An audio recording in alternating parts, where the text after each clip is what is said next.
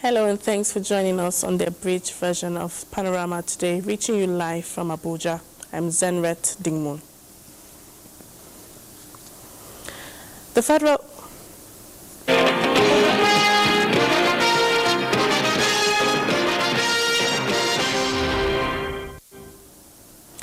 federal government has dismissed a recent U.S. report on religious freedom in Nigeria, reframing the nation's security challenges as part of a broader regional struggle against violent extremism.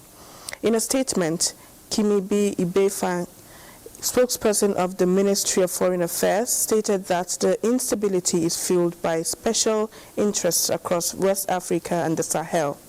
The government reaffirmed its commitment to defending all citizens regardless of creed or religion. The statement praised the efforts of the armed forces and expressed solidarity with victims of violence. The statement also highlighted Nigeria's identity as a diverse and God-fearing nation that values intolerance and inclusion. Like America, Nigeria has no option but to celebrate the diversity that is our greatest strength. Despite the disagreement on the report's assessment, the statement affirmed Nigeria's alliance with the United States and expressed desire to continue partnering in the pursuit of peace, freedom, and democracy.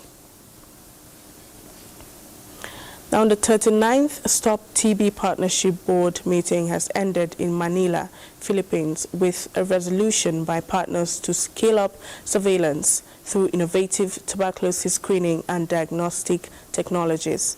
Partners include Nigeria's First Lady Oluremi Tinubu, who is a global and national Stop TB champion, rounded off the meeting with a renewed commitment to accelerate TB elimination by focusing on prevention, which is one of the defined priority actions for year 2026.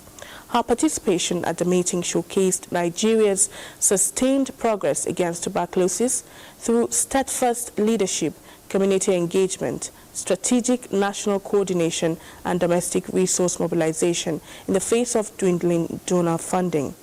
The First Lady has now departed Manila back to Nigeria.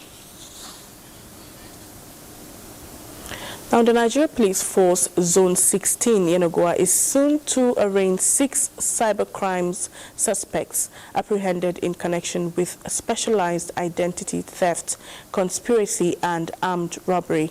AIG Johnson Adenola, who disclosed this to journalists in Yenagoa, cautioned members of the public to be vigilant and protect themselves from cyber criminals.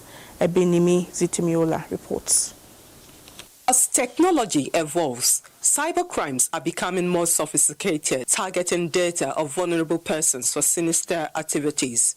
From financial loss to emotional and psychological trauma, identity theft can have devastating effects on victims. People now use to register SIM and sell to unsuspecting members. The Nigerian Police Force Zone 16 Command under AIG Johnson Adenola, through credible intelligence, arrested suspected cyber criminals. Acting on credible intelligence that some agents were in the habit of using national identity number, NIN, of some subscribers to register SIM cards, which are sold at very exorbitant prices to fraudsters, aka Yahoo boys, who use them to defraud unsuspecting members of the public, as well as kidnappers who use this SIM to demand ransom in order to conceal their true identity. The Zonal Police Public Relations Officer urged the public to protect their personal data and online presence, emphasizing the force resolve to use technology to combat cybercrime in Bayelsa and Rivers states. Zonal Command therefore wants citizens to desist from patronizing roadside network agents, but should rather locate the main office for their SIM registration as well as purchase of their SIM. 2, we also advise that people should keep their personal information secret. 3, to desist from buying already registered SIMs, because this constitutes a crime. In a separate operations, 6 suspects were arrested for conspiracy and armed robbery, allegedly stealing a victim's phone and other valuables.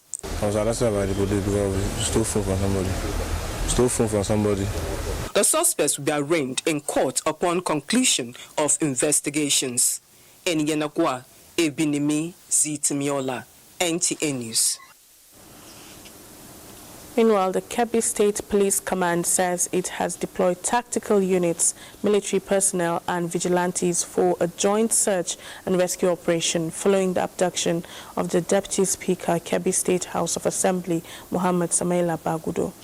In a statement by the police public relations officer CSP Nafiu Abubakar, the incident occurred on Friday night, October 31st, 2025 at about 8:20 p.m. when a gang of armed bandits attacked Bagudo town in Bagudo local government area and kidnapped the deputy speaker shortly after observing the Isha prayers on his way home. Upon receiving the report, the police command swiftly mobilized a combined team of tactical operatives, military personnel, and local vigilantes who are currently combing the bandits' escape routes and surrounding forests with the aim of rescuing the lawmaker unhurt and apprehending the perpetrators. The Commissioner of Police, Kebbi State Command, Bello Sani, reaffirmed the command's commitment to safeguarding lives and property across the state. He appealed to members of the public to remain calm, vigilant, and continue cooperating with security agencies by providing useful information that could aid ongoing operations. Peace, freedom, and democracy.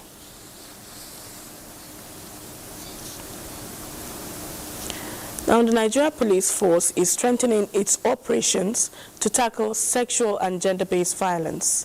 The GS Foundation is sharpening one of its most vital tools, human sensitivity, through a specialized training for gender desk officers from the North Central Geopolitical Zone. Francis Form reports that the force, in partnership with GS Foundation, is training desk officers in the North Central Zone in line with the country's ongoing human rights and justice reform agenda.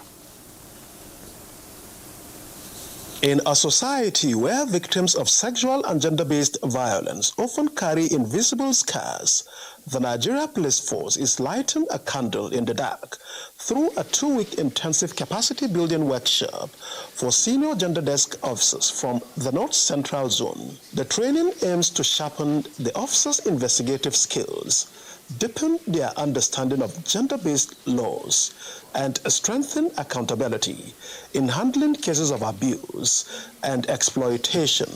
It is expected that all that we have learned from here, we go back to our command, organize step-down training to the other gender officers to prepare them adequately to handle these cases of sexual and gender-based violence. I've now known better ways of handling gender-based violence professionally.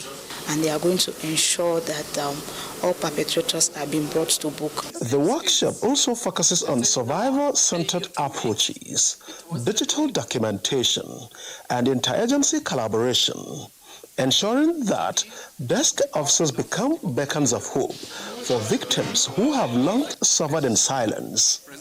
As officers, and we intend to use all those laws to the best of our ability to serve as deterrents for others that are planning to do such things. We have invited a prosecutor to talk about what he expects from the investigators, how to deal, how to approach victims, because this is a very sensitive issue. Through initiatives like this, the force hopes to build public confidence, one trained officer and one restored life at a time. Francis from NTA News. And that's it on the abridged version of Panorama today. Thanks for watching. I'm Zenret Dingmon.